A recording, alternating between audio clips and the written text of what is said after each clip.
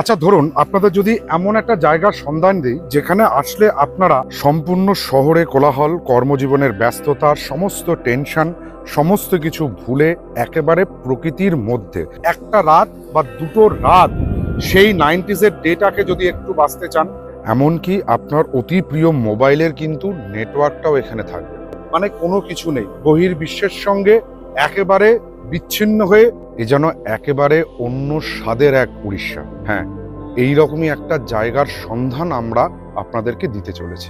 সেই জায়গাটা হচ্ছে উড়িষ্যার সুন্দরগড় ডিস্ট্রিক্টের সারাবগড় নেচার ক্যাম্প। তাহলে চলুন আর দেরি কেন, এবার বেরিয়ে পড়ি এই অন্য স্বাদের উড়িষ্যার একটু ছোঁয়া পেতে সারাবগড়কে এক্সপ্লোর করতে।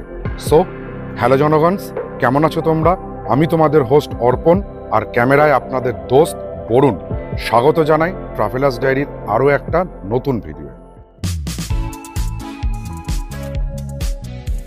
প্রথমেই বলি, আপনারা এই সারাবগড়ে আসবেন কিভাবে। সারাবগড়ে আসার জন্য আপনারা সড়ক পথ ব্যবহার করতে পারেন। সেক্ষেত্রে আমরা আমাদের চ্যানেলে আপনাদের জন্য একটা ডেডিকেটেড ভিডিও দিয়ে রেখেছি, সেটা দেখে অথবা গুগল বাবার সাহায্য নিয়ে পৌঁছান এসে সারাবগড় নেচার ক্যাম্পে। আর যদি রেলপথে আসেন তাহলে সেক্ষেত্রে সারাবগড়ের নিয়ারেস্ট রেলওয়ে স্টেশন হচ্ছে ঝারসুগুড়া। এখান থেকে সারাবগড়ের দূরত্ব সড়কপথে মাত্র 37 কিলোমিটার।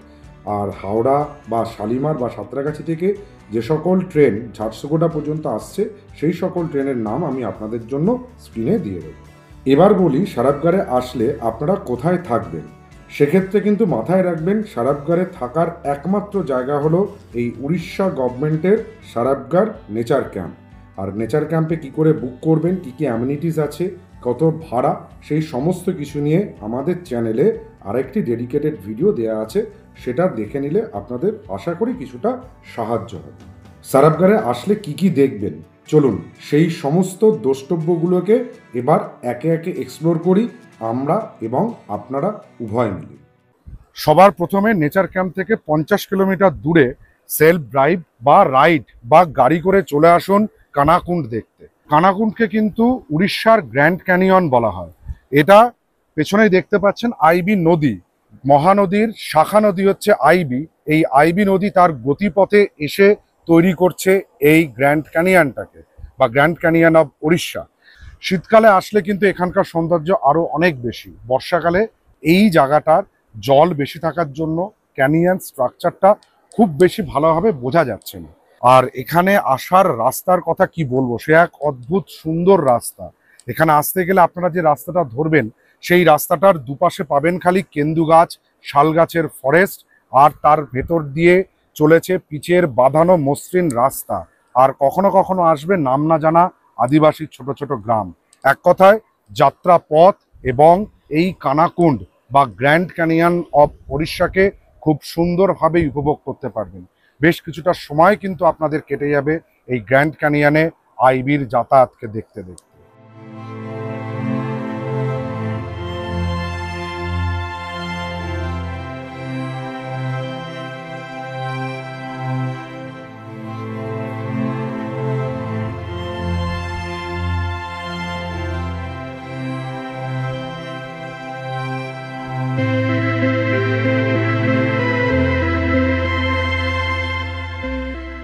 এই যে পিছনের যে পাথরগুলো আছে, এই পাথরগুলোকে যদি আপনারা খুব ভালোভাবে দেখেন তাহলে দেখতে পারবেন সেই হলিউড মুভির এলিয়েন স্কালের মতন দেখা যাচ্ছে।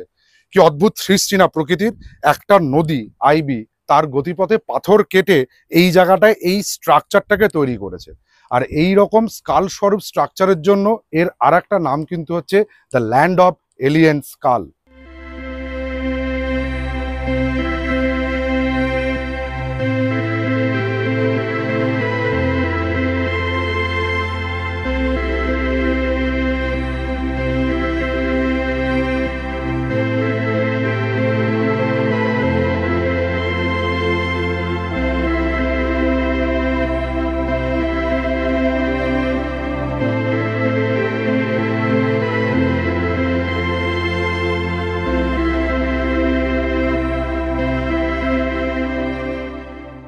কানাকুন্ড দেখে 10 কিলোমিটার দূরে চলে আসুন এই সুখা মহাদেবজির মন্দিরকে দেখার জন্য।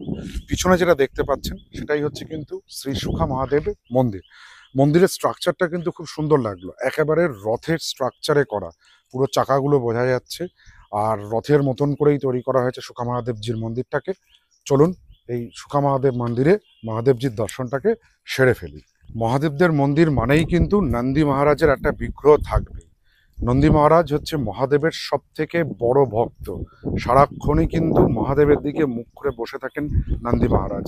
তাই যখনই কোনো মহাদেবের মন্দিরে আসবেন তার আগে কিন্তু নন্দী মহারাজের দর্শন অবশ্যই করুন, এবং আপনাদের মনস্কামনা এই নন্দী মহারাজের কানে বলুন, উনি ভোলানাথ বা মহাদেবকে আপনাদের সেই প্রার্থনাকে পৌঁছে দেবে।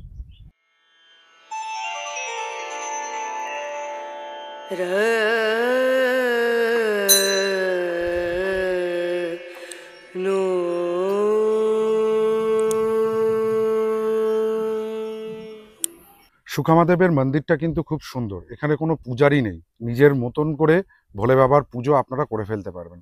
আর গর্ভগৃহের ভেতরে কিন্তু একটা খুব মানসিক শান্তি পাবেন। এখানে মহাদেব যেরাম আছেন গর্ভগৃহের ভেতরে, তেমনি কিন্তু তার সঙ্গে শক্তি স্বরূপা মা দুর্গা আর সিদ্ধিদাতা গণেশজিও রয়েছেন। এছাড়া যখন মন্দির পরিক্রমা করবেন তখন চারপাশে কিন্তু কার্তিক ঠাকুর, পঞ্চমুখী বজরংবলী আর কালভৈরব রূপী শিব ঠাকুরেরও দর্শন হবে। এবার চলুন তাহলে বেরিয়ে পড়ি আমাদের পরবর্তী গন্তব্যের দিকে। নেচার ক্যাম্পের দিকেই যাব। পরবর্তী গন্তব্য হচ্ছে আমাদের ভেরিবাহাল ওয়াটারফল। এটা নেচার ক্যাম্প থেকে 5 কিলোমিটার দূরে। অতএব এবার ভেরিবাহালে গিয়েই আপনাদের সঙ্গে দেখা হচ্ছে। আমরা এই মুহূর্তে দাঁড়িয়ে আছি সারাবগড়ের ভেরিবাহাল ওয়াটারফলের সামনে।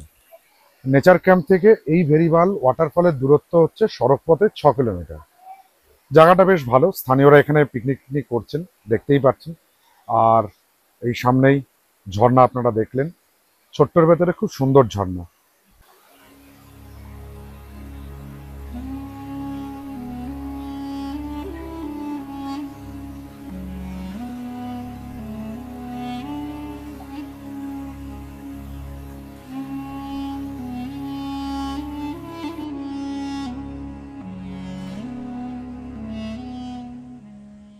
ভেরিবাহাল ওয়াটারফল দেখে এই মুহূর্তে আমরা চলে এসেছি আপনাদেরকে সাথে করে সারাবগড় ড্যাম দেখার জন্য। হ্যাঁ, আর এই সামনেই দেখুন লেখা রয়েছে আই লাভ সারাবগড় ড্যাম। চলুন সারাবগড় ড্যামের ভেতরটা একবার ঘুরে দেখি। এই জায়গাটা অ্যাকচুয়ালি হচ্ছে সারাবগড় ড্যামের ভিউ পয়েন্ট।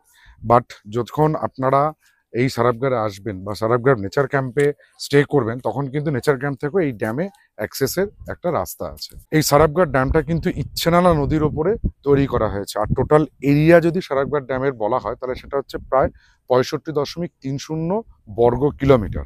এই জায়গা থেকে দাঁড়িয়ে কিন্তু সারাবগড় ড্যামের ভিউটা একটা সত্যি খুব সুন্দর। সামনে ইচ্ছেনালা নদী আর চারিদিকে কিন্তু ঘিরে রয়েছে গ্রিন মাউন্টেনের বেশ কিছু রেঞ্জ। সত্যি বেশ ভালো লাগছে। একটা সময় এসে পরন্ত বিকেলে সূর্যের আলোতে কিন্তু এই ড্যামটা দেখতে খুব মন্দ আপনাদের কাছে লাগবে না। এছাড়া আপনারা চাইলে কিন্তু এই ইচ্ছানালা নদীতে ড্যামের উপরে বোটিং করতে পারেন। এখানে স্পিড বোট পাওয়া যায়, চাপ্পু বোট পাওয়া যায়, প্যাডেল বোট পাওয়া যায়, যেগুলো নেচার ক্যাম্পের ভেতর থেকে টিকিট পাওয়া যায়। ওখান থেকে আপনারা টিকিট করে এইখানটায় বেশ কিছুটা ড্যামের মধ্যে সময় কাটাতে পারেন। আর ড্যামের ঠিক দূরে এই লক গেটগুলোর উপর দিয়ে যেতে যেতে ওখানে একটা মন্দির আছে, সেই মন্দিরটাও আপনারা দেখতে পারেন। চলুন আমরা আপাতত আপনাদেরকে নিয়ে যাই ওই মন্দিরে বিগ্রহ দর্শন করতে বা মন্দির দর্শন করতে। আমরা ভেবেছিলাম হয়তো ড্যামের এই রাস্তা ধরে হেঁটে আমরা মন্দিরে যেতে পারবো, কিন্তু আনফর্চুনেটলি এখানে গেটটা তালা বন্ধ রয়েছে, সেই জন্য আমরা আপনাদেরকে মন্দিরটা দেখাতে পারলাম না। বাট বাইরে থেকে দেখতে পারবেন যে এখানে একটা মন্দির রয়েছে। এবার মন্দিরে আসতে গেলে হয়তো ওই পাশে একটা ঘুর রাস্তা আছে, সেই রাস্তা দিয়ে আসতে হবে। চেষ্টা করব, সময় অল্পতা আছে। তবে এই জায়গাটা কিছুক্ষণ দাঁড়ালে যেদিকে জলটা স্টোর হয়েছে তার অপোজিটে, মানে যেখান দিয়ে জলটা পাস করে ড্যামে, সেই জায়গাটা কিন্তু দেখতে খুব সুন্দর, অপূর্ব সুন্দর লাগবে দেখতে। পুরো টোটাল জায়গাটা দেখুন, একটা গ্রিন গ্রিন আর গ্রিন, যেটা কিন্তু আমাদের শহরের একেবারে দেখাই যায় না। এই জায়গাগুলোতে আসা, অফবিট জায়গাগুলোতে আসা কিন্তু মেন কারণ হচ্ছে চোখের শান্তি, মনের শান্তি, লাংসের শান্তি, সমস্ত কিছুর কিন্তু একসঙ্গে শান্তি হয়। সেটা হচ্ছে এই সবুজ বনানীগুলোকে দেখে। এই হলো আমাদের সারাবগড়ের সাফারনামা। আর এবার আমরা সারাবগড় থেকে বেরিয়ে পড়ব আমাদের নেক্সট ডেস্টিনেশন বিহারের কৈমুর বা সাসারামের উদ্দেশ্যে। এবার তাহলে আশা করি আপনাদের কাছে ক্লিয়ার হলো কেন আমরা আমাদের এই ট্রিপটার নাম রেখেছি অঙ্গ বঙ্গ কলিঙ্গ ট্রিপ। আমরা বঙ্গ মানে পশ্চিমবঙ্গ থেকে কলিঙ্গ মানে উড়িষ্যার সারাফঘাটটাকে দেখলাম, দেখে এইবার যাচ্ছি অঙ্গ মানে বিহারের কৈমুর ডিস্ট্রিক্টে। অতএব আমাদের পাশে থাকুন, আর পরবর্তী পর্বে আপনাদের সঙ্গে আমাদের দেখা হবে কৈমুরের বিভিন্ন অলি গলি আর দর্শনীয় স্থানগুলোকে নিয়ে। সো যদি ভিডিওটা ভালো লাগে তাহলে আমাদের চ্যানেল ট্রাভেলার্স ডায়েরিকে সাবস্ক্রাইব করুন, পাশে থাকা বেল আইকনটিকে প্রেস করুন, সবার আগে নোটিফিকেশন পাওয়ার জন্য লাইক করুন, শেয়ার করুন, কমেন্ট করুন। টাটা।